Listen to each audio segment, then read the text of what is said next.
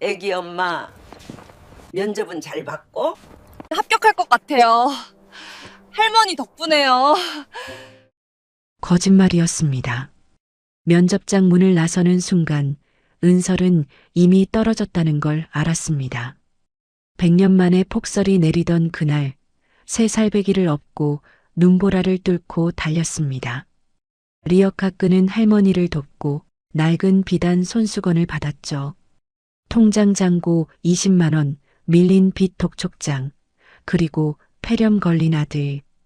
은설은 모든 게 끝인 줄 알았습니다. 그런데 금강그룹 회장이 직접 찾아왔습니다. 며칠 뒤 회장 앞 책상 위에는 은설이 잃어버린 손수건이 있었습니다. 회장이 30년 동안 찾던 사람의 유일한 단서였습니다. 도대체 할머니와 회장 사이에는 무슨 일이 있었던 걸까요? 그리고 은설에게 펼쳐질 기적 같은 이야기는 무엇일까요? 사연 시작 전 구독과 좋아요로 함께 해주세요. 새벽 라디오에서 차가운 목소리가 흘러나왔습니다. 기상청 발표에 따르면 오늘은 100년 만에 기록적인 폭설이랍니다. 기온이 무려 영하 15도. 문밖만 나가도 입이 얼어붙을 날씨였죠. 은설은 낡은 단칸방 바닥에 깔아둔 얇은 이불 위에서 몸을 일으켰습니다. 쪽잠을 자느라 온몸이 뻐근했어요. 벽시계를 보니 새벽 4시 30분. 오늘은 그녀의 인생에서 가장 중요한 날이 될지도 모르는 날이었습니다. 옆에서 자고 있는 3살배기 아들 규빈이가 쿨럭거렸습니다. 은설은 화들짝 놀라 아이 이마에 손을 댔어요. 다행히 열은 없지만 마음이 놓이질 않았습니다. 선천적으로 기관지가 약한 녀석이라 찬바람이 조금만 불어도 금세 탈이 나곤 했어요. 은설은 아이 이불을 목 끝까지 여며주며 깊은 한숨을 쉬었습니다. 오늘 면접을 보러 가야 할 곳은 금강그룹, 대한민국에서 5손가락 안에 드는 대기업이죠. 은설은 실력만큼은 누구에게도 뒤지지 않았습니다. 명문대를 나왔고 자격증도 많았죠. 하지만 세상은 차가웠습니다. 미혼모라는 꼬리표는 늘 그녀의 발목을 잡았어요. 그런데 이번에는 기적처럼 최종 면접까지 올라갔습니다. 무엇보다 금강그룹산에 어린이집이 있고 그곳에는 소아과 전문의가 상주한다고 했습니다. 아픈 규빈이를 위해서라도 이번 기회는 목숨 걸고 잡아야 했습니다. 이마저 놓친다면 정말로 끝이라는 생각이 들었습니다. 휴대폰이 윙윙 울렸습니다. 규빈이 어린이집 알림이었습니다. 폭설로 인한 긴급 휴원. 은설의 얼굴에서 핏기가 싹 가셨습니다. 6개월 전 은설과 함께 살던 친정머니가 돌아가신 후 아이를 맡아줄 사람은 세상 천지 아무도 없었습니다. 친척들은 미혼모라는 이유로 연락을 끊은 지 오래였고 몇 안 되던 친구들도 하나둘 연락이 끊어졌죠. 급하게 베이비시터 앱을 켜봤지만 화면에는 기상 악화로 배정 불가라는 메시지만 떴습니다. 통장 잔고는 고작 20만 원. 책상 위엔 빨간 딱지가 붙은 월세 독촉장. 포기할 수 없었습니다. 아니, 죽어도 포기하면 안 되는 상황이었죠. 은설은 바닥에 주저앉아 머리를 감싸쥐었습니다. 눈물이 났지만 울 시간도 없었어요. 이내 마음을 다잡고 일어섰습니다. 옷장에서 포대기를 꺼내 아이를 조심스럽게 업었죠. 규빈아, 엄마 등에 딱 붙어 있어야 해. 알았지? 잠든 아이가 대답할 리 없었지만 은설은 혼잣말처럼 중얼거렸습니다. 그리고는 자신의 낡은 패딩을 벗어 아이를 감쌌어요. 정작 본인은 단 한 벌뿐인 정장 위에 계절에 맞지 않는 얇은 봄 코트만 걸쳤습니다. 문을 열고 밖으로 나가자 차가운 바람이 얼굴을 때렸습니다. 눈은 이미 무릎까지 쌓여 있었어요. 유모차는 어림도 없어 보였죠. 30분을 기다려서 겨우 버스를 탔지만 중간 지점을 지나자 눈길에 멈춰섰습니다. 도로는 이미 거대한 주차장이었습니다. 기사님이 목청을 높여 말했습니다. 승객 여러분, 죄송합니다만 더 이상 운행이 불가능합니다. 여기서 내리셔야 할 것 같습니다. 면접까지 남은 시간은 1시간 30분. 여기서 회사는 걸어서 1시간 거리. 은설은 입술을 깨물고 다시 눈보라 속을 걷기 시작했습니다. 눈보라를 뚫고 40분쯤 걸었을까요? 언덕길에 다다랐을 때 저 앞에 누군가가 보였습니다. 폐지가 가득 실린 리어카를 끌고 가는 할머니였어요. 나이는 대충 보아도 이르는 되어 보였습니다. 할머니는 미끄러운 언덕길에서 리어카 바퀴가 헛돌자 당황해하고 있었죠. 그냥 지나칠 수도 있었지만 왠지 은설은 발이 떨어지질 않았습니다. 돌아가신 친정엄마가 생각나서였을까요? 친정엄마도 생전에 혼자서 모든 걸 감당하며 살아오셨죠. 은설은 망설이다가 할머니에게 다가갔습니다. 할머니, 제가 좀 밀어드릴게요. 할머니는 깜짝 놀라며 은설을 돌아봤습니다. 등에 아이까지 업은 젊은 여자가 도와주겠다고 나서자 당황한 기색이 역력했죠. 아이고, 애기 엄마. 위험해. 애까지 업고 있는데 큰일 나. 그냥 가. 할머니가 손사래를 쳤지만 은설은 이미 리어카 뒤에 붙어 있었습니다. 아이를 업은 것만으로도 벅찼지만 은설은 있는 힘을 다해 리어카를 밀었어요. 할머니도 더는 말릴 수 없다는 듯 앞에서 끌기 시작했습니다. 언덕 위 고물상까지는 10분이 더 걸렸습니다. 도착했을 때 은설의 이마에는 땀방울이 맺혔고 머리카락은 눈에 젖어 얼굴에 들러붙어 있었죠. 숨이 턱까지 차올랐지만 규빈이 깰까봐 헐떡이는 소리조차 삼켰습니다. 할머니는 미안함과 고마움이 뒤섞인 표정으로 은설을 바라봤습니다. 그러다 문득 은설의 얇은 옷차림이 눈에 들어왔습니다. 아이고, 미안해서 어쩐다. 고운 얼굴에 땀이 한가득 났네. 그런데 애기 엄마, 오늘 같은 날 옷이 그게 뭐야? 그 얇은 정장은 또 무슨 일이고? 네, 할머니, 저기 앞에 보이는 금강그룹 본사로 면접 보러 가는 길이에요. 시간이 얼마 안 남아서. 뭐라? 그 으리으리한 회사의 면접을? 아이고 세상에. 그럼 진작 말을 하지. 내 때문에 늦어서 어째. 할머니는 발을 동동 구르시더니 안쪽 주머니를 뒤적이며 뭔가를 꺼냈어요. 꼬깃꼬깃하게 접힌 천 조각이었습니다. 자세히 보니 낡았지만 고운 비단 손수건이었죠. 애기 엄마, 이걸로 땀 좀 닦아. 깨끗하진 않지만 그래도 비단이라 부드러워. 은설은 손사래를 쳤습니다. 아니에요, 할머니. 괜찮아요. 저 급해서 가봐야 해요. 하지만 할머니는 은설의 손에 손수건을 억지로 쥐어줬습니다. 이리 큰 도움을 받았는데 어찌 그냥 보내나. 더군다나 지금 면접 보러 간다며. 내 성의 표시라고 생각해줘. 이런 귀한 마음씨를 가진 사람은 오늘 꼭 합격할 거야.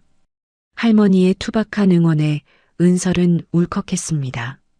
할머니, 저 정말 가봐야 해요. 건강하세요. 손수건을 받아들고 다시 뛰었습니다. 이제 면접까지 40분. 눈길은 미끄러웠고 등의 규비는 무거웠지만 멈출 수 없었어요. 달리면서도 아이가 깰까봐 작은 목소리로 자장가를 불렀습니다. 자장자장, 우리 규빈이. 헐떡이는 숨소리를 감추려 했으며 은설은 계속 달렸습니다. 정장 바지는 눈에 흠뻑 젖었고 구두는 흙탕물로 엉망이 되었지만 신경 쓸 겨를이 없었죠. 마침내 금강그룹 본사 건물이 보였습니다. 유리로 된 거대한 건물이 하늘을 찌를 듯 솟아 있었어요. 은설은 로비로 뛰어들어갔습니다. 따뜻한 공기가 얼굴을 감쌌지만 안도할 시간은 없었죠. 로비 직원들이 은설을 보고 경악하며 앞을 막아섰습니다. 저기요, 여기 그냥 들어오시면 안 됩니다. 은설이 물에 젖어번진 수험표를 내밀자 직원들이 마지못해 길을 터줬어요. 면접 보러 왔습니다. 9시 면접이에요. 직원들은 서로 눈치를 보다가 마지못해 엘리베이터 쪽을 가리켰습니다. 은설은 고개를 숙여 인사하고 엘리베이터로 향했죠. 엘리베이터 안거울에 비친 자신의 모습을 보고 은설은 깜짝 놀랐습니다. 할머니가 준 손수건으로 얼굴을 닦고 머리를 다듬으려 했지만 이미 엉망이 된 모습은 쉽게 정리되지 않았어요. 정장 재킷에 묻은 얼룩은 아무리 털어도 지워지지 않았습니다. 엘리베이터가 15층에 도착했습니다. 면접장으로 가는 복도를 걸으며 은설은 마음속으로 기도했어요. 제발 이번만큼은 기회를 달라고. 규빈과 함께 살아갈 수 있는 단 하나의 기회를 달라고 말이죠. 면접 대기실 문을 열자 은설의 몸이 움츠러들었습니다. 넓은 대기실 안에는 이미 7명의 지원자들이 자리를 잡고 있었어요. 모두가 말끔한 정장 차림이었죠.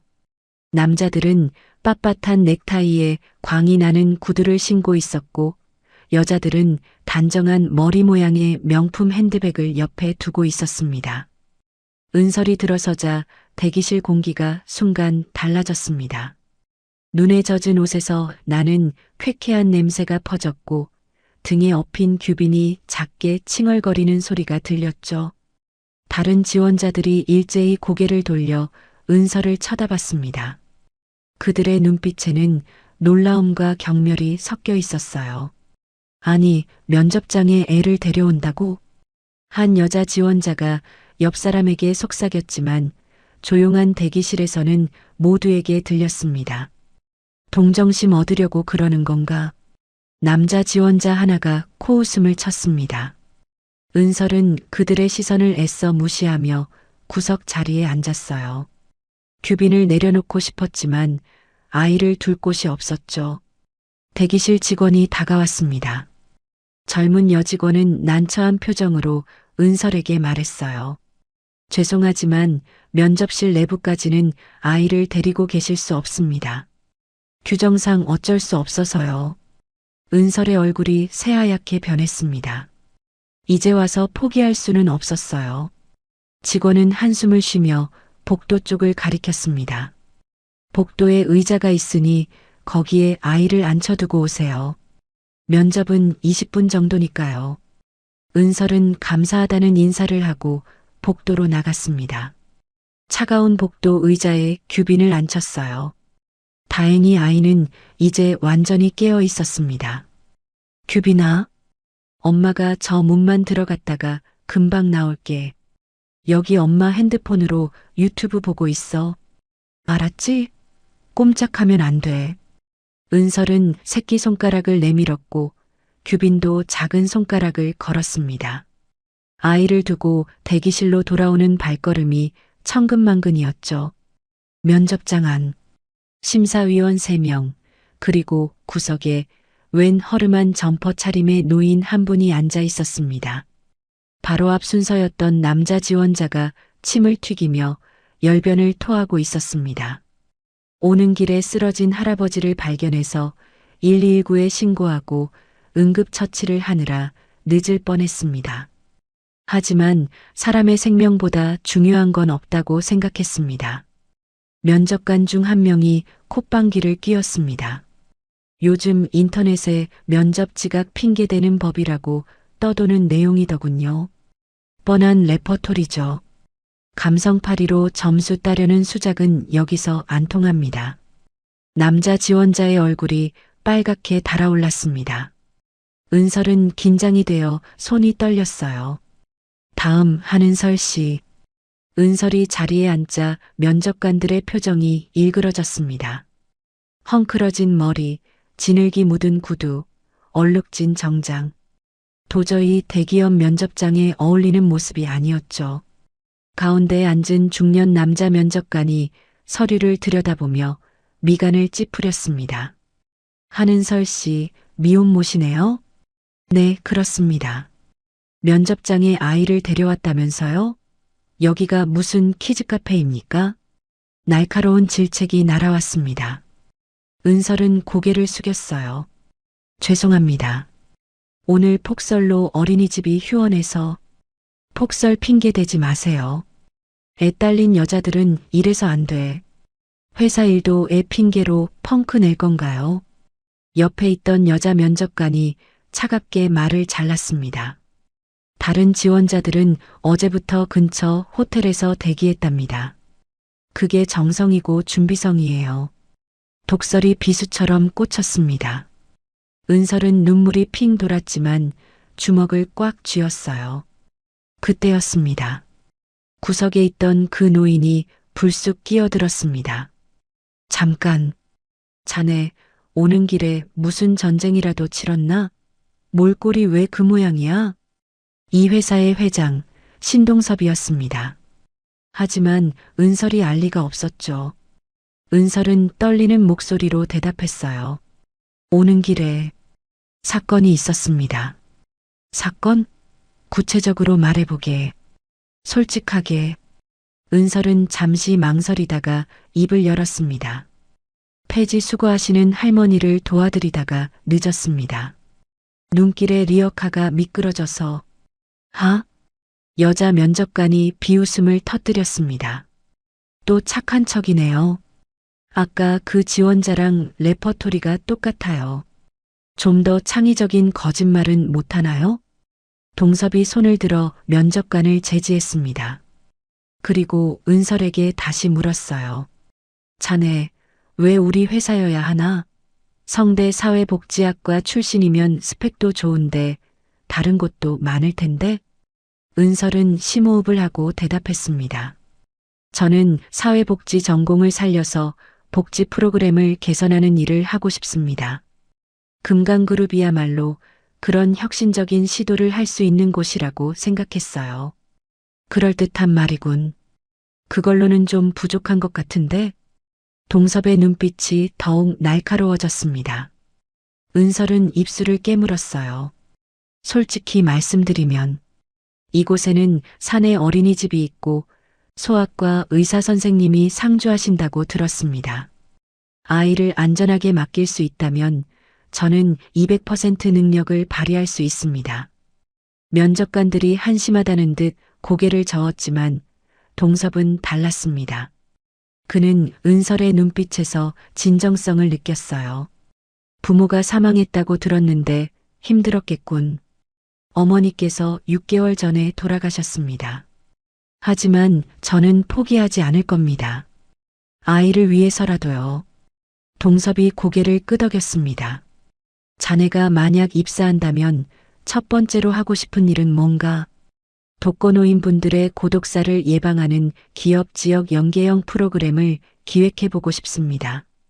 작은 변화라도 누구에게는 삶을 지켜주는 힘이 될 수 있으니까요. 동섭이 희미하게 미소를 지었습니다. 다른 질문들도 이어졌고 은설은 최선을 다해 대답했어요. 비록 초라한 모습이었지만 그녀의 답변에는 진심이 담겨 있었습니다. 면접은 이상으로 마치겠습니다. 수고하셨어요. 은설이 일어서려는 순간 복도에서 날카로운 울음소리가 들려왔습니다. 엄마, 엄마. 규빈이었습니다. 은설의 얼굴이 사색이 되었어요. 죄송합니다. 정말 죄송합니다. 은설은 황급히 면접장을 뛰쳐나갔습니다. 그때 할머니께 받아 주머니에 넣어두었던 비단 손수건이 바닥에 툭 떨어졌죠. 하지만 은설은 그것도 모른 채 문 밖으로 달려나갔습니다. 복도로 나간 은설은 바닥에 넘어져 울고 있는 규빈을 발견했습니다. 규빈아, 괜찮아. 엄마 여기 있어. 은설은 아이를 안아 올리고 서둘러 가방을 챙겼습니다. 규빈의 병원에 가야 했어요. 면접장에는 어색한 침묵이 흘렀습니다. 동섭이 일어서며 말했어요. 5분간 휴식하죠. 다들 목 좀 축이게. 면접관들이 나가고 동섭은 화장실로 향했습니다. 그런데 발걸음을 옮기던 중 바닥에 떨어진 무언가가 눈에 들어왔어요. 낡고 빛바랜 비단 손수건이었습니다. 동섭은 그것을 집어들었죠. 순간 그의 눈이 크게 떠졌습니다. 손수건 귀퉁이에 수놓아진 작은 글자를 발견한 거였어요. 그것은 30년 전 자신이 은인에게 선물했던 바로 그 손수건이었습니다. 동섭은 낡은 비단 손수건을 손에 쥐고 그 자리에 멈춰 섰습니다. 순간 30년 전의 기억이 물밀듯이 밀려왔어요. 1995년 1월 31일, 그날도 오늘처럼 눈이 펑펑 내리던 날이었습니다. 당시 35살이었던 동섭은 사업 실패로 모든 걸 잃은 상태였습니다. 빚쟁이들에게 쫓기다가 한강다리 위에 섰던 그를 구해준 건 바로 정할머니였죠. 그때 할머니는 45살의 중년 여인이었지만 동섭에게는 누님 같은 존재였습니다. 젊은 양반, 이런 추운 날 왜 여기 서 있어요? 그러다 얼어 죽어. 할머니는 동섭을 자신이 운영하는 작은 여인숙으로 데려갔습니다. 방이 많이 남아있다고 했지만 사실 그날은 주말이라 여인숙은 손님들로 시끌벅적했죠. 할머니는 자신의 방을 내주고 따뜻한 밥상을 차려줬습니다. 사람이 밥을 먹으면 힘이 나요. 힘이 나면 다시 일어설 수 있고, 그날 동섭은 사람 온기가 담긴 따뜻한 밥을 먹으며 참을 수 없이 눈물을 흘렸습니다. 할머니는 아무 말 없이 옆에 앉아 따뜻한 국을 건네주었고 그 침묵조차 동섭에게는 큰 위로였죠. 밤이 깊어 모두 잠든 시간, 동섭은 조용히 일어났습니다. 문득 할머니에게 한마디 인사라도 하고 싶었지만 지금의 초라한 자신이 더는 누군가에게 민폐를 끼치고 싶지 않았습니다. 그래서 그는 조용히 할머니 방 앞에 놓인 작은 밥상 위에 지금 자신이 가진 유일한 값진 물건, 비단 손수건을 올려두었습니다.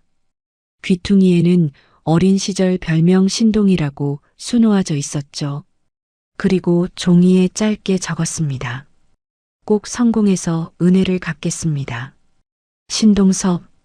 새벽 바람이 차가웠지만 마음만은 따뜻해진 채 동섭은 아무도 모르게 여인숙을 떠났습니다.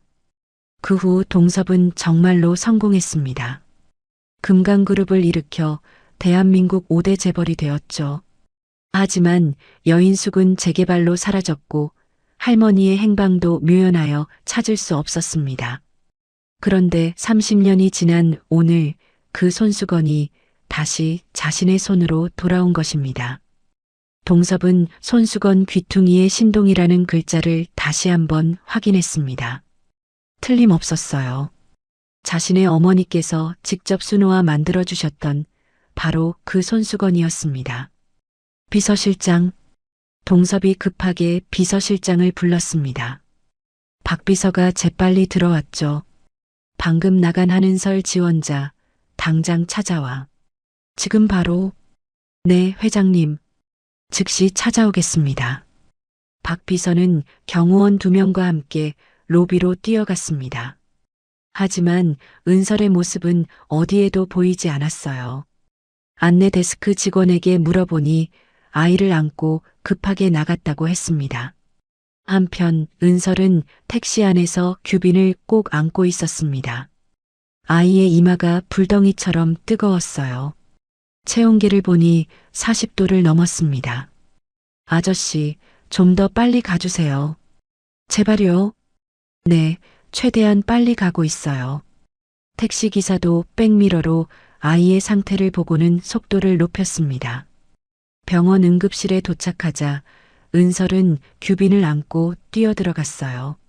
선생님, 우리 아이가 열이 40도가 넘어요. 해열제를 먹여도 안 떨어져요. 의료진이 재빨리 달려왔습니다. 규빈을 진료 침대에 눕히고 검사를 시작했죠. 청진기로 아이의 가슴 소리를 들은 의사가 심각한 표정을 지었습니다. 폐에서 수포음이 들립니다. 폐렴 초기 증상이에요. 당장 입원하셔야 합니다. 은설의 가슴이 철렁 내려앉았습니다. 입원이라니.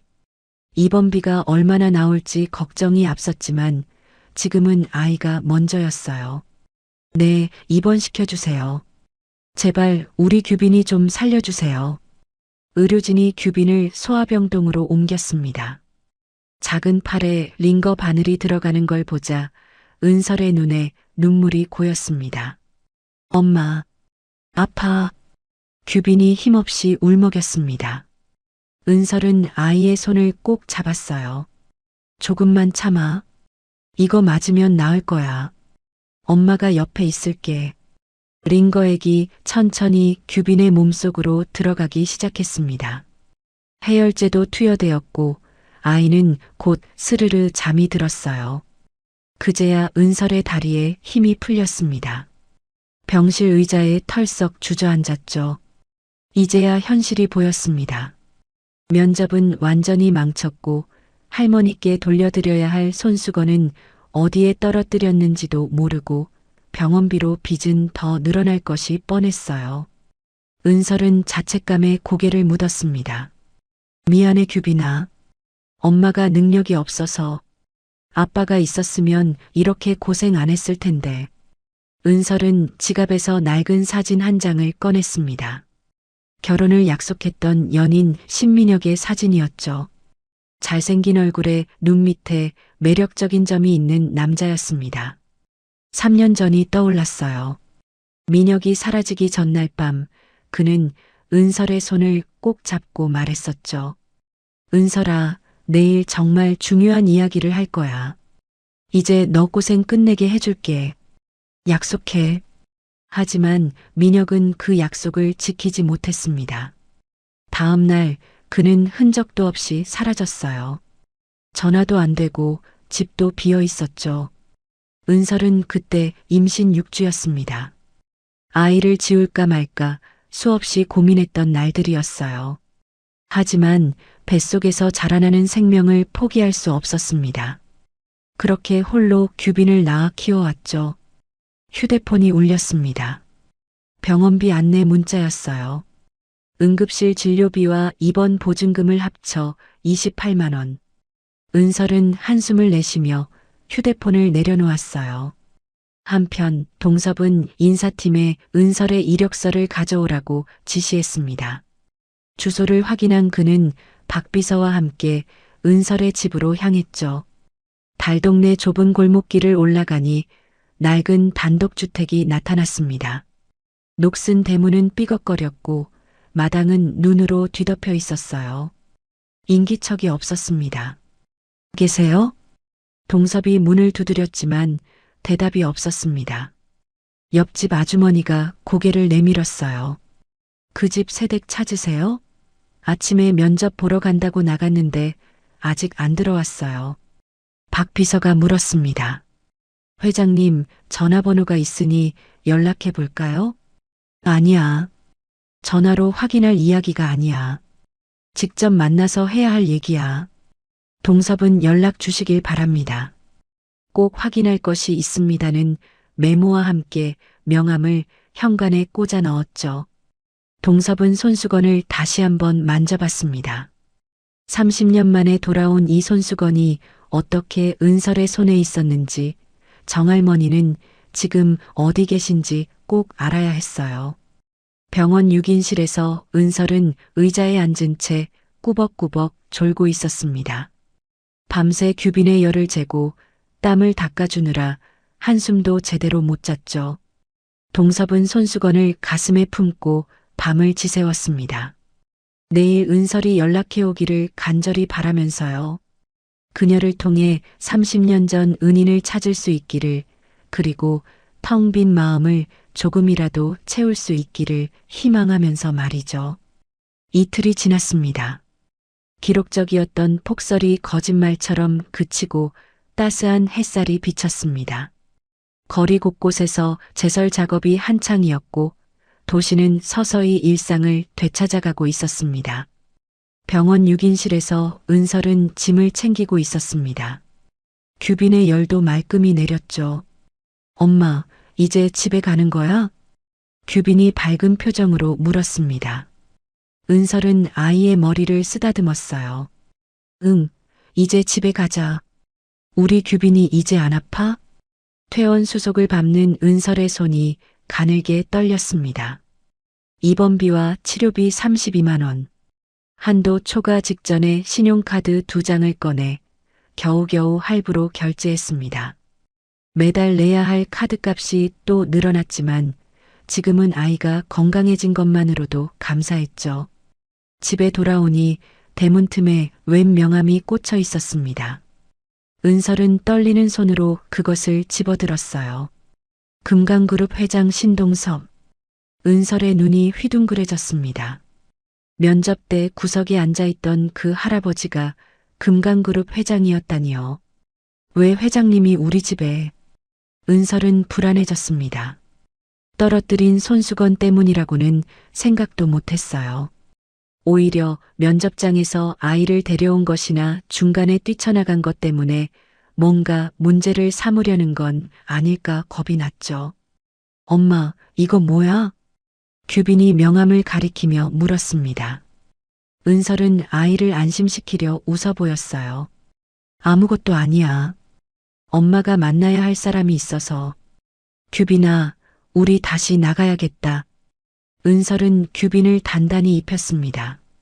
패딩 점퍼에 목도리, 모자까지 꼼꼼히 챙겼죠. 금강그룹 본사로 가는 길, 은설은 며칠 전 정할머니를 만났던 고물상 앞을 지나게 되었습니다. 멀리서 할머니가 박스를 정리하는 모습이 보였어요.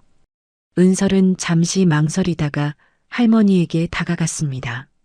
할머니, 저 기억나세요? 엊그제 리어카 밀어드렸던. 할머니가 고개를 들어 은설을 보더니 얼굴이 환해졌습니다. 할머니는 버선발로 뛰어나왔어요. 아이고, 새댁 아니야. 세상에, 얼굴이 왜 이리 반쪽이 됐어? 면접은 어찌 됐누? 할머니의 눈빛이 너무나 따뜻하고 기대에 차 있었습니다. 은설은 차마 떨어졌다는 말을 할 수가 없었어요. 입술을 깨물며 잠시 망설이다가 결국 거짓말이 튀어나왔습니다. 네, 할머니. 덕분에 잘 봤어요. 아이고, 잘 됐다. 꺼봐. 내가 뭘 했어? 복 받을 거라고 했잖아. 할머니가 손뼉을 치며 기뻐했습니다. 은설은 그런 할머니를 보며 가슴이 찡했어요.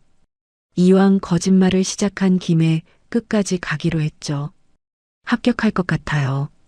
할머니 도와드린 얘기했더니 면접관님들이 아주 좋아하시던데요. 거짓말이었습니다. 그런데 할머니, 정말 죄송한데요.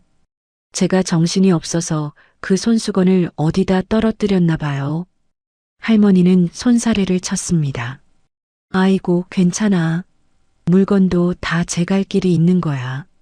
새댁한테 행운을 주고 떠났나 보다. 액땜했다고 생각해. 할머니의 너그러운 마음에 은설은 눈시울이 뜨거워졌습니다. 할머니는 규빈을 보더니 주머니를 뒤적였어요. 그리고 알사탕 2개를 꺼내 아이 손에 쥐어줬습니다. 아가야, 너도 엄마 따라다니느라 고생했구나. 이거 먹고 힘내. 감사합니다. 규빈이 고개를 꾸벅 숙여 인사했습니다. 할머니는 흐뭇하게 웃었어요. 참한 아이네. 엄마를 닮아서 그런가 봐. 할머니는 보온병에서 보리차를 따라 은설에게 건넸습니다. 따뜻한 보리차가 목을 타고 내려가자 온몸이 녹는 것 같았어요. 그런데 새댁, 애아빠는 어디 갔어? 왜 혼자서 이 고생을 해? 할머니의 물음에 은설은 잠시 망설였습니다. 하지만 할머니의 따뜻한 눈빛을 보니 마음이 열렸어요. 처음으로 남에게 속사정을 털어놓기 시작했죠. 친정 부모님 2분 다 돌아가셨어요. 그 후에 만난 사람이 있었는데 결혼을 약속했었죠. 그런데 3년 전에 갑자기 사라졌어요. 아무 연락도 없이요. 은설의 목소리가 떨렸습니다. 할머니는 은설의 손을 자신의 거친 손으로 꼭 잡아줬어요. 아이고, 얼마나 힘들었어. 혼자 애까지 키우면서 임신한 걸 알았을 때 정말 막막했어요. 지울까도 생각했지만 그래도 이 아이만큼은 지킬 수밖에 없었어요. 제가 세상에서 유일하게 가진 가족이거든요. 할머니의 눈가가 촉촉해졌습니다. 할머니도 자신의 이야기를 꺼냈어요. 나도 자식을 잃고 혼자 살아. 아들 앞세우고 어찌 사나 싶었는데 이렇게 살긴 사라지더라고. 두 사람은 서로를 바라봤습니다. 비슷한 아픔을 가진 사람들끼리 느끼는 동질감이 있었어요. 할머니도 많이 힘드셨겠네요. 그래도 이렇게 살다 보니 좋은 날도 오더라고. 새댁도 지금처럼 착하게 살면 다 복으로 돌아올 거야. 하늘은 절대 착한 사람을 외면하지 않아. 할머니의 위로에 은설은 눈물을 흘렸습니다. 규빈이 엄마를 걱정스럽게 올려다봤어요. 엄마, 왜 울어? 아니야, 규빈아. 할머니가 너무 고마우셔서 그래. 할머니는 은설의 등을 토닥여줬습니다. 마치 돌아가신 어머니가 그러셨던 것처럼요. 이제 가봐야겠어요, 할머니. 약속이 있어서요. 정말 감사했어요. 그래, 조심해서 가. 그리고 너무 무리하지 마. 몸이 건강해야 애도 키우지. 은설은 할머니께 인사하고 일어섰습니다. 규빈의 손을 잡고 걸어가면서 뒤를 돌아봤어요. 할머니는 계속 손을 흔들어주고 있었습니다. 할머니의 넉넉한 마음에 은설은 다시 한번 힘을 얻었습니다. 그래, 회장님이 부르신 이유가 뭐든 부딪혀보자. 은설은 할머니께 씩씩하게 인사하고 다시 길을 나섰어요. 멀리서 금강그룹 본사 건물이 보이기 시작했습니다. 햇빛을 받아 반짝이는 유리 건물이 위압적으로 느껴졌어요. 로비에 들어서자 며칠 전과는 다른 분위기였습니다. 직원들이 은설을 알아보는 듯 했어요. 안내 데스크 직원이 다가왔습니다. 한은설 씨 맞으시죠? 회장님께서 기다리고 계십니다. 이쪽으로 오세요. 은설은 긴장한 채 직원을 따라갔습니다. 엘리베이터는 최상층으로 올라갔어요. 회장실 앞에 도착하자 비서실장이 문을 열어줬습니다. 들어가십시오. 회장님께서 기다리셨습니다. 은설은 규빈의 손을 꼭 잡고 회장실로 들어갔습니다. 넓은 회장실 창밖으로 서울 시내가 한눈에 들어왔어요. 그리고 책상 앞에 신동섭이 앉아 있었습니다. 회장의 손에는 낡은 비단 손수건이 들려 있었죠. 금강그룹 본사 로비에 다시 발을 들인 은설의 몸이 경직되었습니다. 며칠 전 면접 때의 기억이 생생했죠. 흙탕물에 젖은 채 뛰어들어왔던 그때 직원들의 차가운 시선이 아직도 따가웠습니다. 안내 데스크의 젊은 여직원이 은설을 알아보는 순간 표정이 굳어졌습니다. 아이를 업고 면접장에 나타났던 그 여자가 왜 또 왔을까 하는 의아한 눈빛이었죠. 직원이 다가와 무언가 말하려는 순간 엘리베이터 문이 열렸습니다. 한은설 씨 되십니까? 회장님께서 기다리고 계십니다. 로비 공기가 순간 멈춘 듯 했어요. 직원들의 놀란 눈빛이 은설에게 몰렸습니다. 엘리베이터 안은 적막했습니다. 디지털 숫자가 한 칸씩 올라갈 때마다 은설의 심장도 덩달아 조여드는 것 같았죠.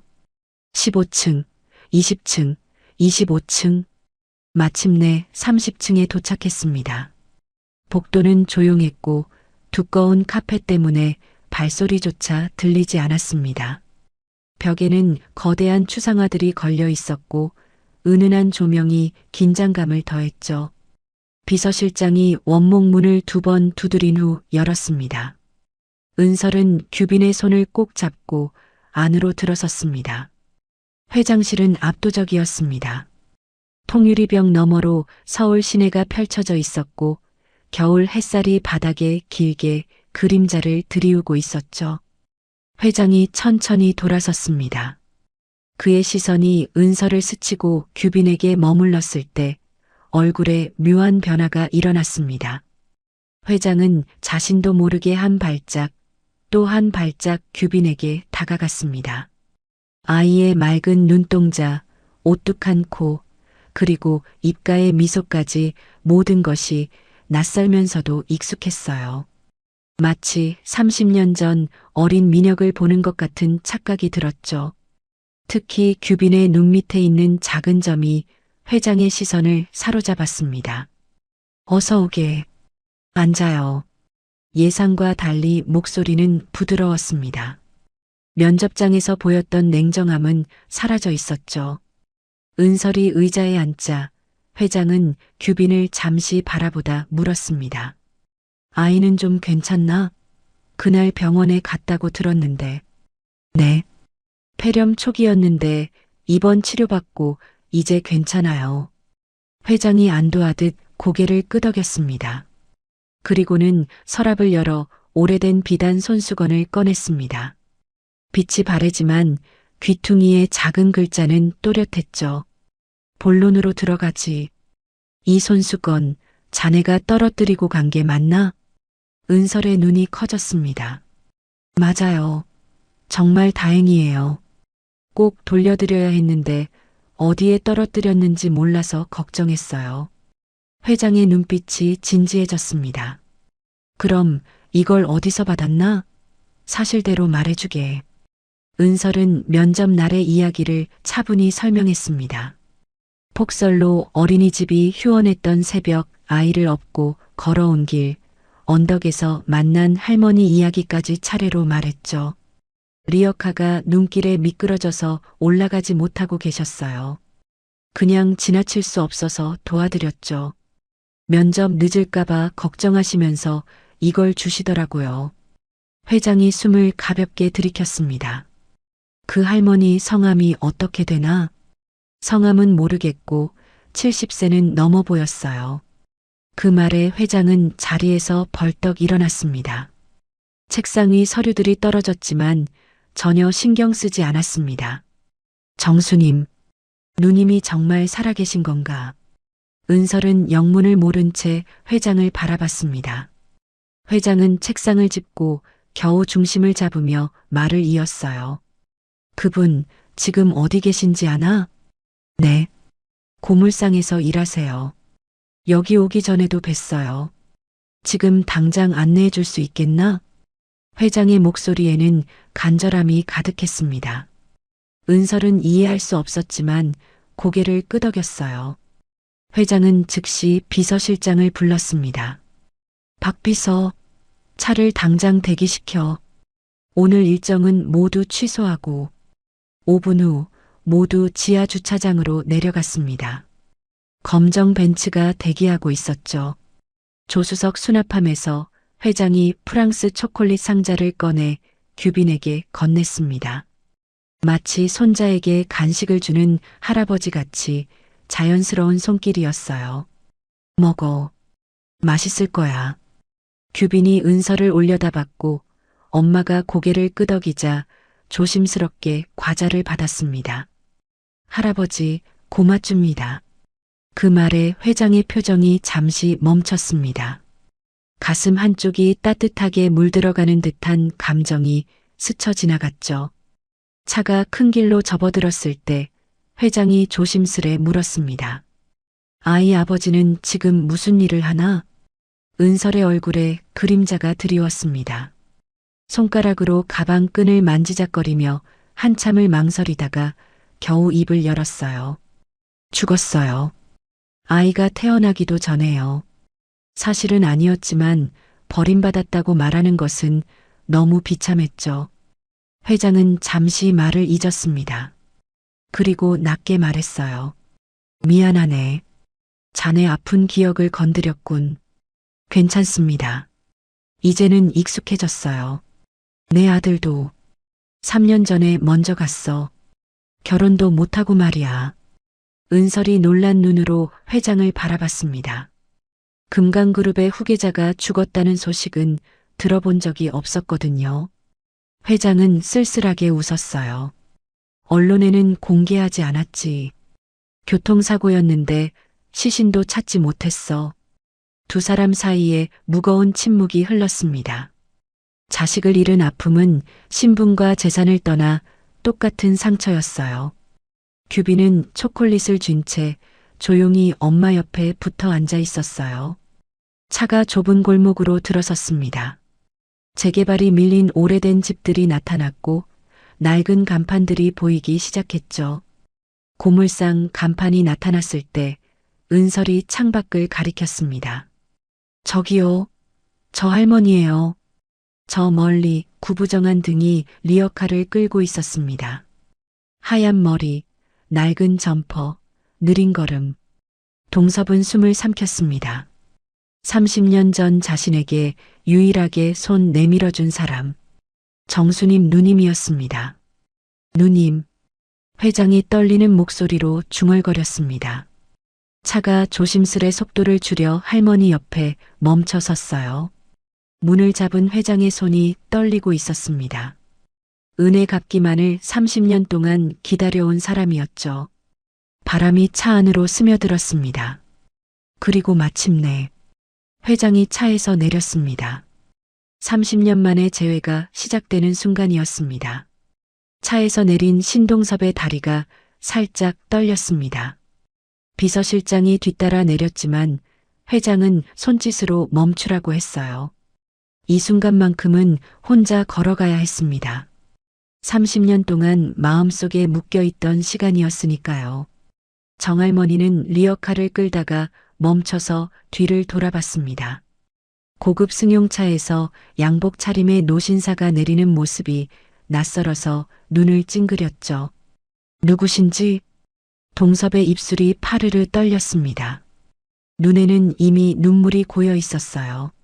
누님, 저 동섭입니다. 춘천 여인숙, 신동섭이요. 할머니는 잠시 말을 잃고 동섭의 얼굴을 유심히 들여다봤습니다. 세월이 흐른 만큼 확신하기 어렵다는 듯 눈동자가 흔들렸죠. 그러다 어느 순간 표정이 크게 일그러졌습니다. 아이고, 설마 그 동섭이가 너냐? 그 덩치 큰 총각. 살아있었구먼. 할머니의 손에서 리어카 손잡이가 미끄러지며 폐지 몇 개가 바닥에 떨어졌습니다. 놀람과 안도, 믿기지 않는 감정들이 한꺼번에 밀려오는 듯 했어요. 동섭은 더는 버티지 못하고 그 자리에서 무릎을 꿇었습니다. 말로는 표현이 안 되는 세월의 무게가 한 번에 터져 나온 듯 했죠. 늦었습니다, 누님. 너무 늦게 왔습니다. 말을 삼키는 그의 목소리는 깊이 갈라졌습니다. 할머니가 황급히 회장을 일으켰습니다. 아이고 이 사람아, 뭘 이런 데서 무릎을 꿇고 그래. 잘 살았으면 된 거지. 내가 얼마나 걱정했는지 아나. 서로의 손을 붙잡은 두 노인은 잠시 말을 잇지 못했습니다. 30년 동안 마음속에 쌓였던 무게들이 스르르 풀려가는 듯 숨을 고르기만 했어요. 옆에서 지켜보던 은설은 눈시울이 뜨거워졌습니다. 규빈도 조용히 그 장면을 바라보고 있었죠. 잠시 뒤 정할머니가 먼저 입을 열었습니다. 이대로 서 있지 말고 안으로 들어가자. 고물상 안이 그래도 좀 덜 춥다. 할머니는 리어카를 끌고 좁은 골목 끝에 작은 고물상으로 걸어갔습니다. 철제문을 열고 안으로 들어가자 좁지만 정리된 공간이 나왔어요. 낡은 난로가 조용히 타고 있었고 따뜻한 공기가 은근히 감돌았습니다. 고물 더미 사이엔 작은 플라스틱 틱 의자가 2개 놓여 있었죠. 누님, 1995년 1월 31일, 그날 기억하시죠? 그는 잠시 말을 멈추고 할머니를 바라봤습니다. 정할머니가 고개를 끄덕이며 난로 근처에 놓인 작은 철제 상자를 열었습니다. 낡고 세월 먹은 상자 안에서 누렇게 바랜 편지 한 장이 나왔습니다. 불나고 여인숙이 홀랑 타버렸는데 이건 이상하게 안 타고 남았더라고. 그래서 부적처럼 갖고 있었다네. 동섭은 떨리는 손으로 그 편지를 조심스레 받았습니다. 30년 전 자신이 서툰 글씨로 적어 내려갔던 약속이 그대로 남아 있었어요. 은설이 놀란 표정으로 두 사람을 번갈아 봤습니다. 자신이 받았던 손수건이 이런 사연을 품고 있었다니 믿기지 않았죠. 할머니는 난로 쪽으로 시선을 돌리며 낮게 한숨을 내쉬었습니다. 그날 이후로 자네가 계속 생각났어. 살아만 있으면 됐다고 늘 마음속으로 빌었지. 잠시 정적이 흐른 후 동섭이 감정이 추슬러진 듯 입을 열었습니다. 누님, 이제라도 모시고 싶습니다. 부족했던 지난 시간을 다 갚고 싶습니다. 하지만 할머니는 단호했습니다. 됐어. 난 일 안 하고는 못 살아. 내 힘으로 살아야 마음이 편해. 동섭은 쉽게 포기하지 않았지만 할머니의 고집은 단단했습니다. 그 대신 할머니는 은설을 가리켰어요. 정 갖고 싶으면 우리 새댁이나 도와줘. 이 사람 심성이 참 곱고 착해. 면접날 아침에도 어찌나 성심껏 돕든지. 은설의 얼굴이 붉어졌습니다. 할머니께 합격이라 말했던 거짓말이 들킬까봐 심장이 쿵 내려앉았어요. 동섭은 조용히 고개를 끄덕였습니다. 들었습니다. 그 덕분에 면접위원들도 유심히 봤다고 하더군요. 그는 은설 쪽으로 몸을 돌렸습니다. 사실 인사팀에서 면접 이후에도 자네 이야기가 나왔다네. 오늘 누님 얘기까지 들으니 확신이 드는군. 확신이라니 무슨 말씀이세요? 우리 회사 사회공헌팀에 자리가 하나 있어. 조건은 하나, 정할머니를 정기적으로 찾아뵙고 안부를 챙겨주는 것. 급여와 업무는 회사에서 책임지겠네. 정할머니가 손사래를 쳤습니다. 아이고, 무슨 소리야. 나는 괜찮다니까. 그게 제 마음입니다, 누님. 은설의 눈에 눈물이 고였습니다. 지금까지 버텨온 세월이 한 번에 무너지는 듯 했어요.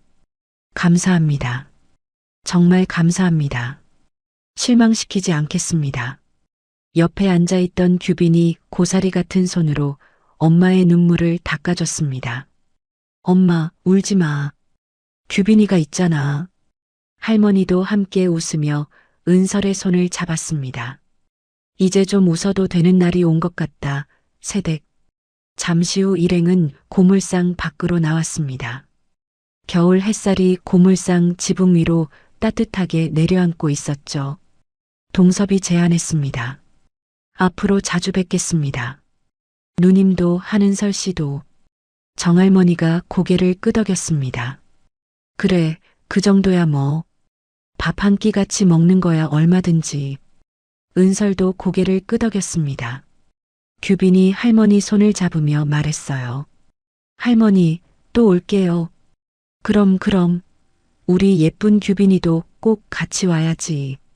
할머니가 손을 흔들며 배웅했습니다. 은설은 몇 번이고 회장에게 인사를 하며 차에서 내렸습니다. 규빈의 손을 잡고 걸어가는 그녀의 발걸음은 어느 때보다 가벼웠어요. 하지만 그때 은설은 알지 못했습니다. 이 따뜻한 햇살 뒤에 오래 묻혀있던 또 하나의 진실이 조용히 고개를 들고 있다는 사실을. 월요일 아침 7시 은설은 새 정장을 다듬으며 거울 앞에 섰습니다. 목에 걸린 금강그룹 사원증이 아직도 믿기지 않았어요. 규빈이 까치발을 들고 엄마 옆에 서서 말했습니다. 엄만 예뻐. 그 말에 은설은 긴장 속에서도 작은 미소를 지었습니다. 첫 출근이지만 이제는 고개를 숙이지 않아도 된다고 스스로를 다독였어요. 회사에 도착하자 여기저기서 시선이 쏟아졌습니다. 회장 추천으로 입사했다는 소문 때문인지 사람들의 속삭임이 이어졌지만 은설은 오히려 눈을 곱게 뜨고 걸었습니다. 편견은 실력으로 이겨낼 생각이었죠. 사내 어린이집에 규빈을 맡긴 뒤 15층 사회공헌팀 사무실로 올라갔습니다. 팀장은 반갑게 은설을 맞이했습니다. 한은설 씨 환영합니다. 회장님께서 인사팀과도 상의하셨더군요. 은설은 가볍게 고개를 숙였습니다. 첫 업무는 독거노인 사업 검토였는데 기존 기획서가 현실과 다소 동떨어진 느낌이 들었어요. 정할머니가 떠올랐고 은설은 현장 중심으로 조용히 기획을 다시 손보기 시작했습니다. 주말, 토요일 아침, 동섭의 차가 은설의 집 앞에 멈춰 섰습니다. 오늘은 함께 정할머니를 찾아뵙기로 한 날이었죠. 규빈은 기다렸다는 듯 신나서 밖으로 뛰어나왔습니다. 할머니 만나러 가는 거야? 응, 같이 밥 먹기로 했어. 차는 골목길 끝에 있는 할머니의 단칸방 앞에 도착했습니다. 대문을 열자 연탄 냄새가 스며 있었습니다. 은설이 방문을 두드리자 투덜거리는 목소리가 들렸어요. 뭘 또 왔어? 바쁜 사람들이 주말에 쉬지도 못하고.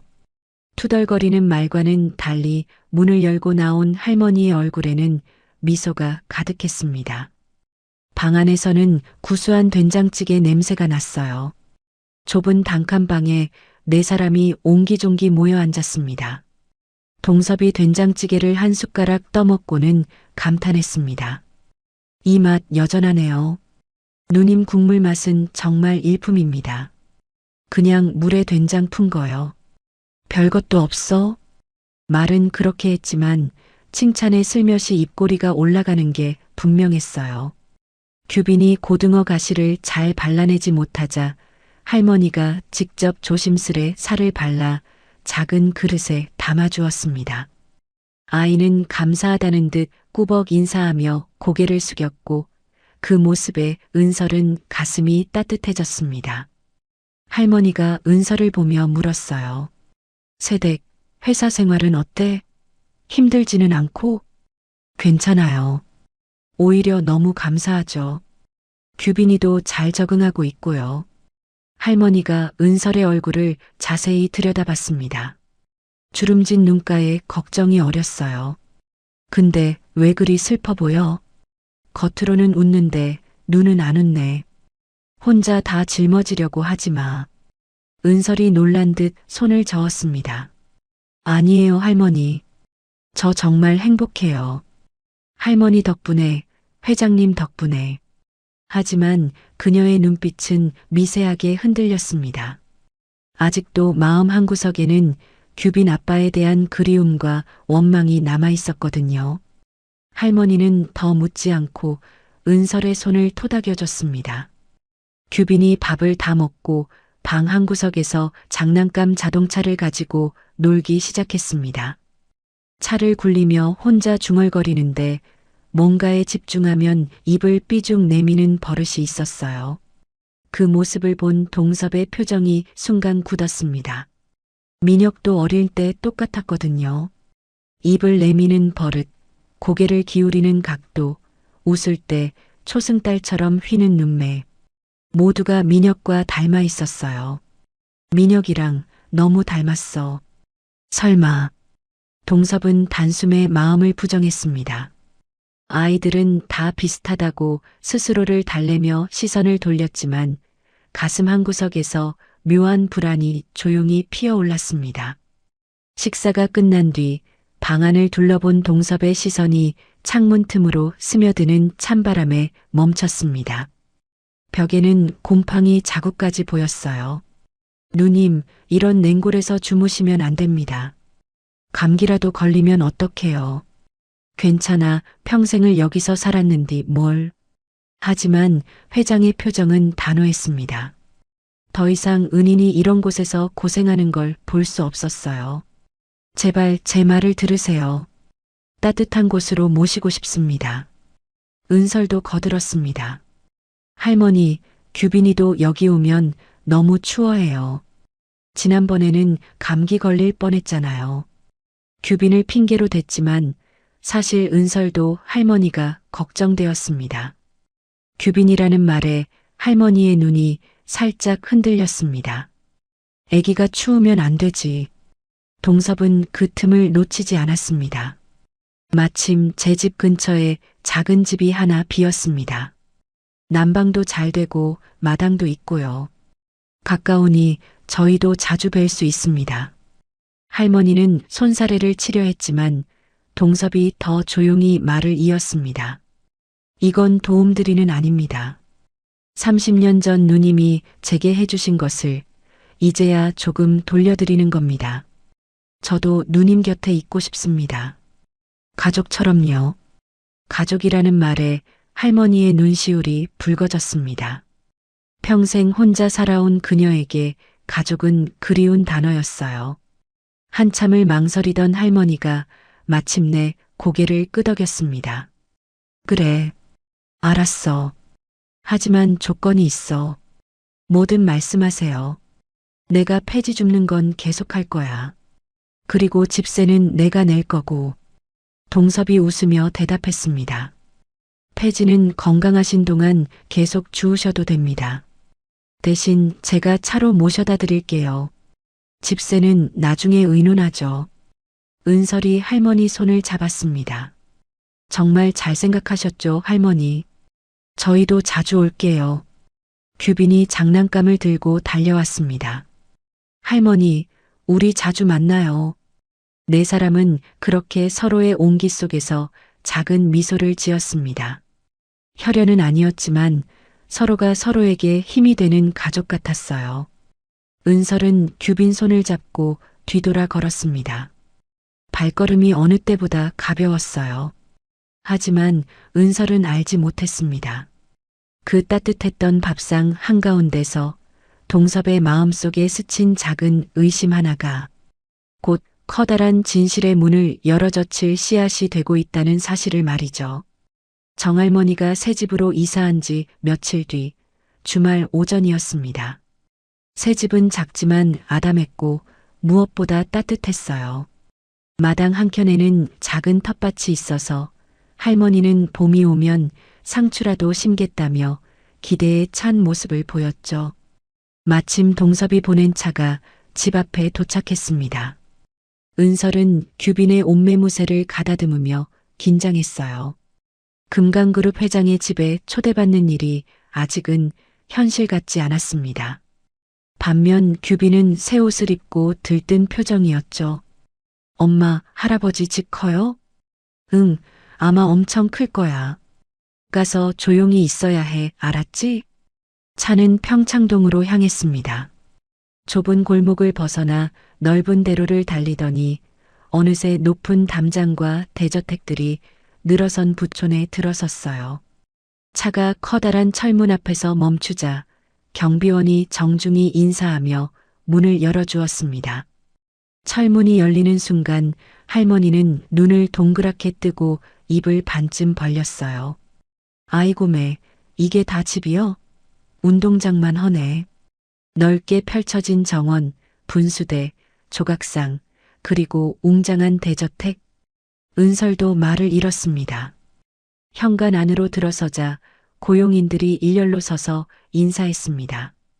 정원사, 도우미, 운전기사까지 10명이 넘었어요. 할머니는 몸을 조금 웅크리며 어색하게 인사했죠. 아이고, 이렇게까지. 허리 펴고들 계세요. 거실은 더 놀라웠습니다. 2층 높이의 천장, 커다란 샹들리에, 이탈리아 대리석 바닥, 벽마다 걸린 그림들까지 모든 것이 눈이 부셨습니다. 동섭은 상석이 아닌 할머니 옆자리에 앉았습니다. 누님 오시느라 고생하셨습니다. 편하게 계세요. 편하긴 뭐가 편해. 너무 호화로워서 어디 앉아야 할지도 모르겠네. 고용인들이 최고급 다과와 차를 가져왔습니다. 프랑스산 마카롱과 영국 홍차였어요. 하지만 할머니는 찻잔을 한 모금 마시고는 인상을 찌푸렸습니다. 이런 쓴물 말고 숭늉 없어?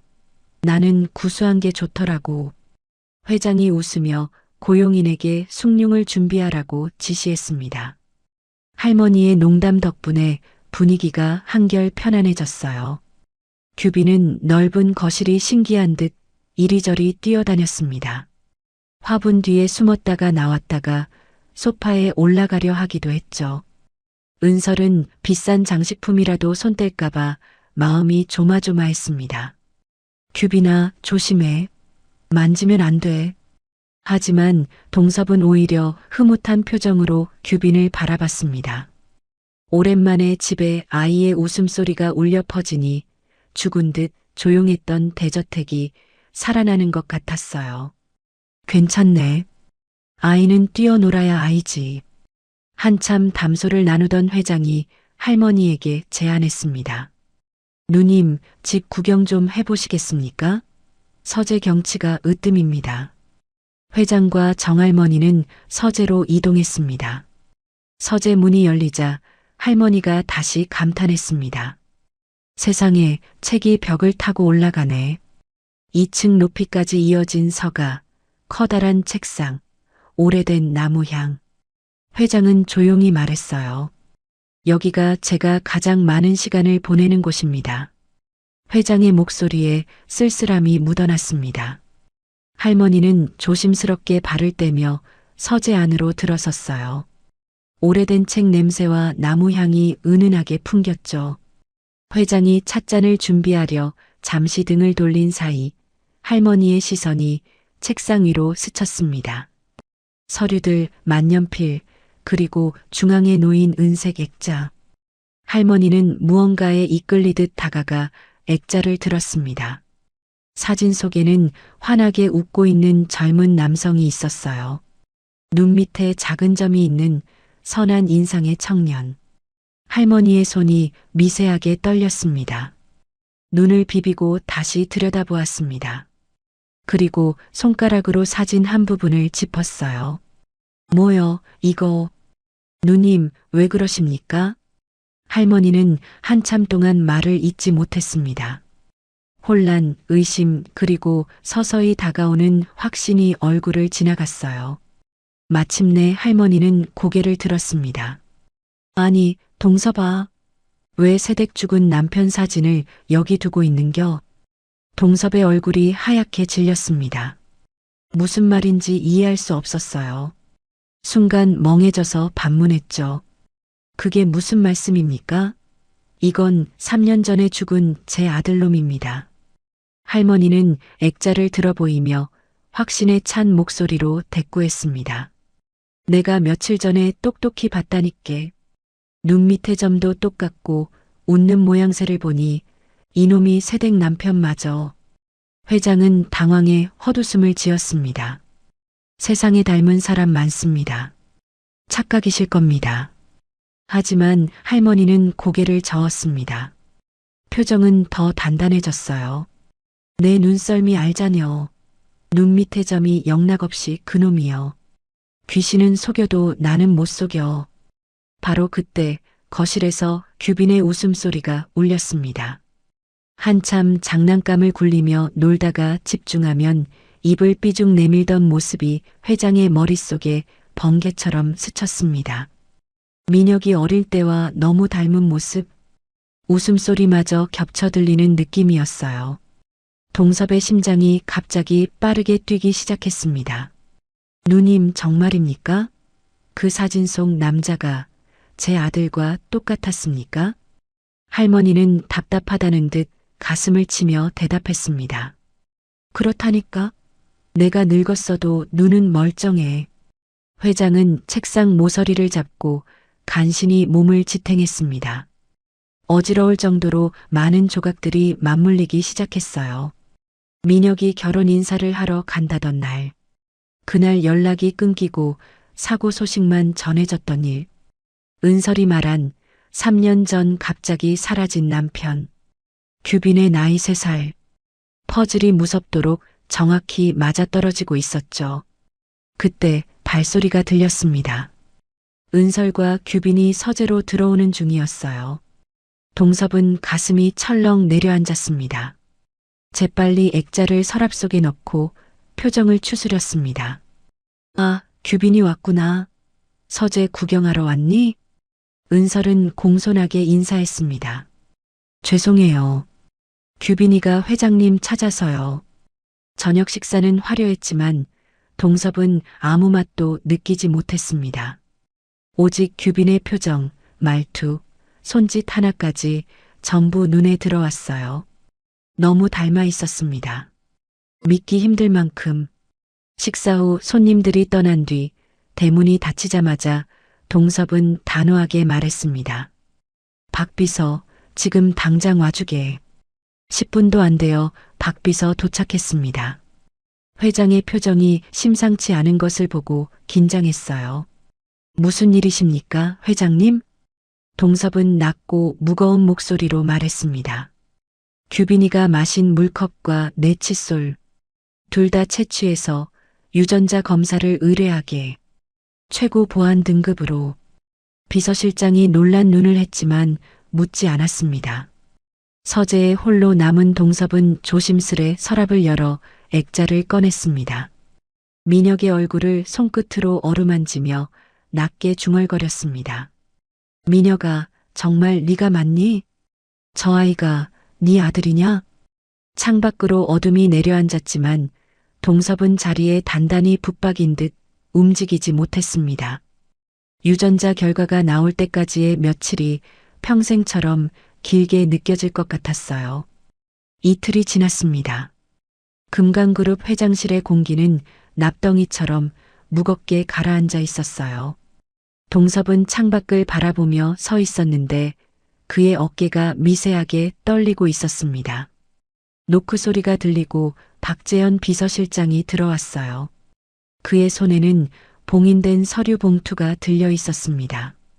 회장은 뒤도 돌아보지 않고 손을 내밀었습니다. 비서실장이 조심스럽게 봉투를 건네자 회장은 낚아채듯 받아들었어요. 그리고 낮은 목소리로 말했죠. 나가 있게. 비서실장이 문을 닫고 나가자 회장은 봉투를 뜯었습니다. 종이를 꺼내는 손끝이 하얗게 질려 있었어요. 첫 장을 넘기자 굵은 글씨로 쓰여진 결과가 눈에 들어왔습니다. 친자관계 성립 확률 98.4%. 아래에는 작은 글씨로 설명이 적혀 있었어요. 조부와 손자 간의 유전자 검사는 친자만큼 명확하게 나오지는 않습니다. 하지만 98% 이상이면 확실합니다. 동섭의 다리에 힘이 풀렸습니다. 의자에 털썩 주저앉으며 중얼거렸어요. 규빈이가 내 핏줄이었어. 민혁이 놈 자식이었어. 기쁨보다는 사무치는 회한과 죄책감이 쓰나미처럼 몰려왔습니다. 그동안 며느리와 손자인 줄도 모르고 남처럼 대했던 시간들이 뼈아프게 다가왔어요. 면접장에서 차갑게 대했던 일, 아이를 데리고 왔다고 핀잔을 줬던 면접관들, 그리고 은설이 혼자서 얼마나 힘들게 살아왔을지 생각하니 가슴이 미어졌습니다. 회장은 떨리는 손으로 인터폰을 눌렀습니다. 목소리가 너무 떨려서 제대로 말이 나오지 않았어요. 비서실장이 다시 들어왔고 회장은 겨우 입을 열었습니다. 은설 양을, 아니 한은설 씨를 지금 당장 모셔와. 규빈이도 함께.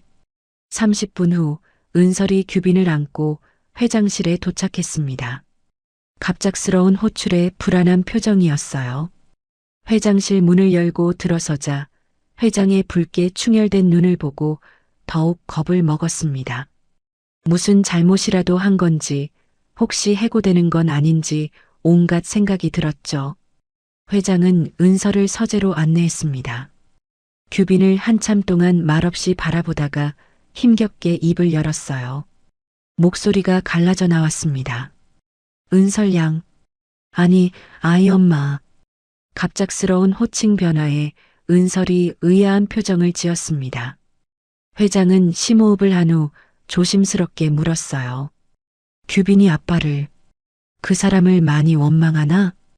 은설은 뜬금없는 질문에 당황했지만 회장의 진지한 표정을 보고 솔직하게 대답했습니다. 고개를 숙이며 말을 꺼냈어요. 원망, 많이 했어요. 임신한 저를 두고 말도 없이 사라졌으니까요. 버림받았다는 생각에 매일 울었습니다. 동섭의 가슴이 찢어지듯 아팠습니다. 은설은 눈물을 삼키며 말을 이었어요. 목소리가 떨렸지만 담담하게 이야기했죠. 그래도 밉지만 보고 싶어요. 규빈이가 아빠라는 존재조차 모르고 자라는 게 너무 마음 아파요.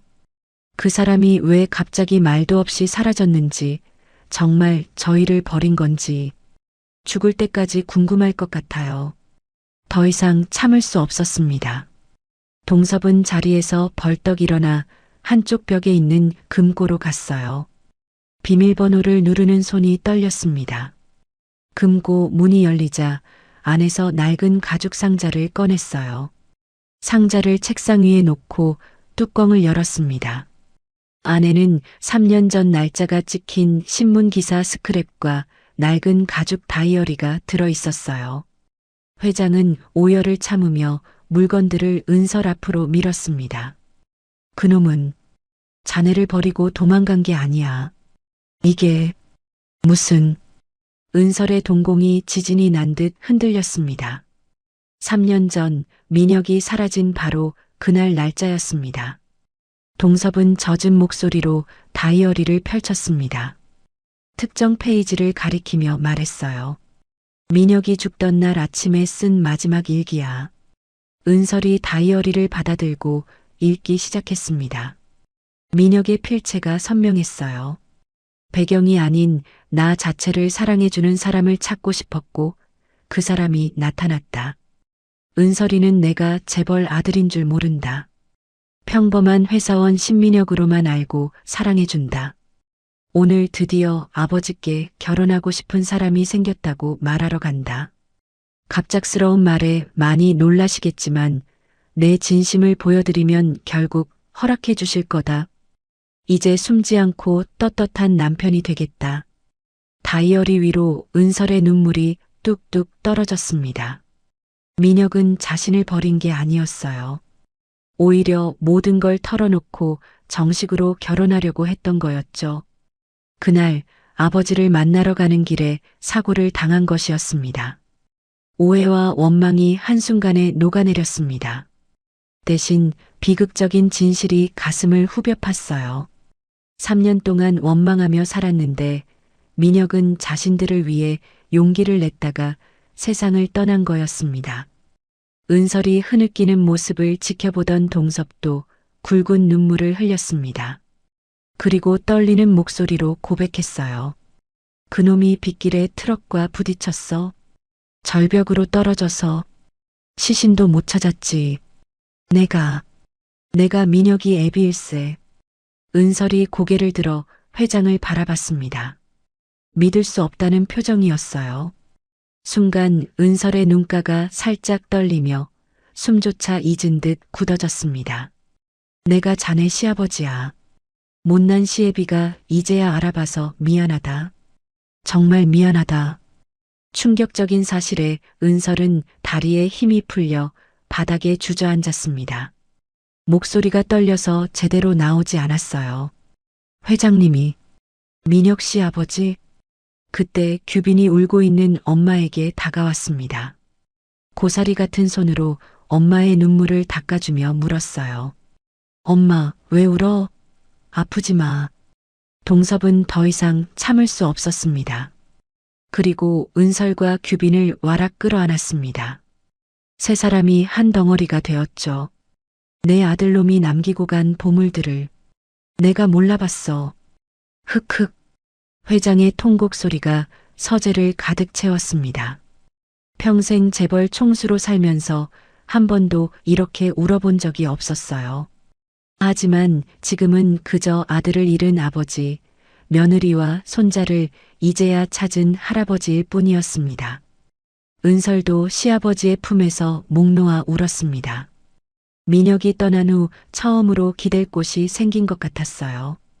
혼자서 감당했던 모든 무게가 한순간에 내려놓아졌죠. 규빈은 울고 있는 두 어른을 번갈아 보며 자기도 같이 안아달라고 팔을 벌렸습니다. 회장은 손자를 꼭 안으며 흐느꼈어요. 우리 규빈이 할아버지 닮았구나. 아빠도 닮고. 세 사람은 한참을 그렇게 울었습니다. 피보다 진한 눈물로 하나가 되는 순간이었어요. 3년의 오해와 그리움이 모두 녹아내렸고 새로운 가족이 탄생했습니다. 한참 후 회장이 눈물을 닦으며 말했습니다. 이제부터는 여기서 같이 살자. 규빈이도 할아버지 집이 넓으니까 뛰어놀 수 있고 자네도 더 이상 혼자 고생하지 말고. 은설이 망설이자 회장이 다시 말했어요. 부담 갖지 마. 며느리와 손자가 시아버지 집에 사는 게 뭐가 이상한가. 민혁이도 하늘에서 그걸 바랄 거야. 은설은 규빈을 바라봤습니다. 아이가 할아버지 품에서 편안하게 있는 모습을 보니 마음이 움직였어요. 더 이상 혼자가 아니라는 사실이 든든했습니다. 네, 아버님. 그러겠습니다. 동섭의 얼굴에 처음으로 진정한 미소가 번졌습니다. 3년 만에 되찾은 가족. 비록 아들은 없지만 그가 남긴 사랑하는 사람들이 곁에 있었어요. 이제 다시는 놓치지 않을 거였습니다. 겨울이 지나고 봄이 왔습니다. 평창동 대저택 정원에는 개나리와 진달래가 만발했어요. 따뜻한 햇살이 드넓은 잔디밭을 비추고 분수대에서는 맑은 물소리가 들렸습니다. 규빈이 정원을 뛰어다니며 나비를 쫓고 있었고 은설은 테라스에서 그 모습을 지켜보며 미소 지었어요. 이제 이 집은 완전히 그들의 집이 되었습니다. 차가웠던 대저택이 아이의 웃음소리로 가득 찼고 텅 비어있던 식탁은 매일 세 사람이 함께하는 따뜻한 공간이 되었죠. 아침마다 할아버지와 손자가 정원을 산책하는 것이 일과가 되었습니다. 이날 아침 법원에서 중요한 서류가 도착했습니다. 동섭이 떨리는 손으로 봉투를 열었어요. 호적 정정 허가서였습니다. 규빈의 성이 한규빈에서 신규빈으로 정식 변경되었다는 내용이었죠. 이제 우리 규빈이가 진짜 신씨 집안 사람이 됐구나. 회장의 눈시울이 붉어졌습니다. 은설도 서류를 보며 감격스러워했어요. 규빈이 아빠의 성을 따를 수 있게 되었으니까요. 동섭은 완전한 손자 바보가 되었습니다. 손자가 웃기만 해도 금세 핸드폰을 꺼내 사진을 수십 장씩 찍어대곤 했죠. 중요한 이사회가 있어도 규빈이 유치원 학예회가 있으면 무조건 학예회를 선택했어요. 비서실장이 일정을 보고하면 제일 먼저 묻는 게 규빈이 일정이었죠. 오늘 오후 3시에 주주총회가 있습니다. 규빈이 하원 시간이 몇 시지? 3시 30분입니다만. 그럼 총회를 2시로 당기게. 손자 데리러 가야지. 이런 일이 비일비재했습니다. 금강그룹의 냉철한 총수가 손자 앞에서는 그저 평범한 할아버지가 되었어요. 은설은 사회공헌팀에서 놀라운 성과를 보이고 있었습니다. 현장 경험을 바탕으로 한 그녀의 기획안들은 실질적이고 따뜻했어요. 독거노인 지원 사업은 큰 호응을 얻었고 미혼모 자립 프로그램도 성공적으로 자리 잡았습니다. 1년 만에 팀장으로 승진한 건 이례적인 일이었지만 누구도 이 일을 제기하지 않았어요. 그녀의 진정성과 능력을 모두가 인정했으니까요. 정할머니는 동섭의 강력한 권유로 금강그룹 복지재단의 명예이사 직함을 받았습니다. 처음에는 완강히 거부했지만 마지못해 수락했어요. 아이고, 일어나. 남복이 창피하게. 그래, 알았어. 하지만 월급 같은 건 안 받을 거야. 할머니는 여전히 대저택 근처 자기 집에서 살았습니다. 작은 텃밭에 상추와 고추를 심고 매일 아침 일찍 일어나 물을 주었어요. 회장이 정원사를 보내겠다고 했지만 단호히 거절했죠. 난 흙 만져야 살아. 이게 내 낙이란 말이여. 맑은 봄날 오후 4사람은 한 곳으로 향했습니다. 납골당이었어요. 민혁의 유골함이 안치된 곳이었죠. 3년 만에 온 가족이 함께 왔습니다. 은설이 유골함 앞에 섰습니다. 눈물을 참으며 미소를 지었어요. 여보, 아버님 오셨어. 그리고 우리 규빈이 당신 성 달고 왔어. 이제 신규빈이야. 동섭도 아들 사진을 바라보며 말했습니다. 목소리가 떨렸지만 따뜻했어요. 미녀가 신부 하나 참 잘 얻었다. 내가 나보다 낫다. 이렇게 귀한 며느리와 손주를 남겨주어서 내가 평생 목숨 걸고 지키마. 걱정 말고 편히 쉬어라. 규빈이 까치발을 들고 아빠 사진에 뽀뽀를 했습니다. 아빠, 규빈이야. 할아버지랑 엄마랑 할머니랑 같이 왔어. 할머니도 유골함을 어루만지며 중얼거렸어요. 젊은 것이 먼저 가서 얼마나 아까운지. 하지만 좋은 씨를 남겨놨으니 그것만으로도 훌륭해. 돌아오는 길 은설이 운전을 했습니다. 동섭은 뒷좌석에서 규빈과 장난감을 가지고 놀고 있었고 할머니는 조수석에서 졸고 있었어요. 폭설이 내리던 그날, 만약 내가 할머니의 손을 놓고 그냥 지나쳤다면 어떻게 되었을까? 아마 지금도 혼자서 힘들게 살고 있었겠지. 세상에서 가장 차가웠던 날, 나는 세상에서 가장 따뜻한 인연을 만났다. 신호등에 멈춰 섰을 때 동섭이 말했습니다. 은설아, 우리 재단을 좀 더 크게 만들면 어떨까? 특히 독거노인들을 위한 전문 재단 말이야. 은설이 백미러로 시아버지를 보며 환하게 웃었습니다. 좋아요, 아버님. 그럼 이름은 어떻게 할까요? 할머니 이름 따서 수님재단 어때요? 졸고 있던 할머니가 깜짝 놀라며 벌떡 일어났습니다. 아이고 망측해라. 내 이름 넣으면 촌스러워서 누가 기부나 하겠냐. 절대 안 돼. 모두가 웃음을 터뜨렸습니다. 차 안이 웃음소리로 가득 찼어요. 규빈도 따라 웃으며 할머니 손을 잡았죠. 할머니 이름 예쁜데. 아이고, 우리 규빈이는 말도 예쁘게 하네. 은설은 운전대를 잡으며 생각했습니다. 이제 더 이상 자신은 취업준비생도 외로운 미혼모도 아니었어요. 사랑하는 가족이 있는 며느리이자 능력 있는 팀장이자 무엇보다 행복한 엄마였습니다. 든든한 시아버지가 있었고 사랑스러운 아들이 있었으며 친정엄마 같은 할머니가 곁에 있었어요. 비록 민혁은 하늘에 있지만 그가 남긴 사랑은 여전히 이들을 하나로 묶어주고 있었습니다. 봄바람이 차창으로 들어왔습니다.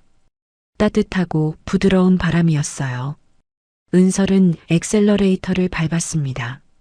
할아버지, 내일 유치원에서 가족 그림 그리기 해요. 그래.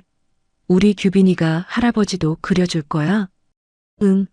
엄마도 할머니도 할아버지도 다 그릴 거예요. 동섭의 눈가가 촉촉해졌습니다. 가족. 그 단순한 단어가 이렇게 가슴 벅찬 것인 줄 이제야 알았어요. 돈으로 살 수 없는, 권력으로도 얻을 수 없는 진짜 행복이 바로 이것이었습니다. 밤이 깊어갔습니다. 대저택의 불빛들이 하나둘 꺼지고 정원의 꽃들이 달빛 아래 잠들었어요. 2층 규빈의 방에서는 은설이 아이에게 동화책을 읽어주는 소리가 들렸고 서재에서는 회장이 민혁의 사진을 보며 미소 짓고 있었습니다. 할머니는 자기 집으로 돌아가며 혼잣말을 했어요. 참 신기한 인연이요. 폭설이 안 왔으면 어쩔 뻔했나.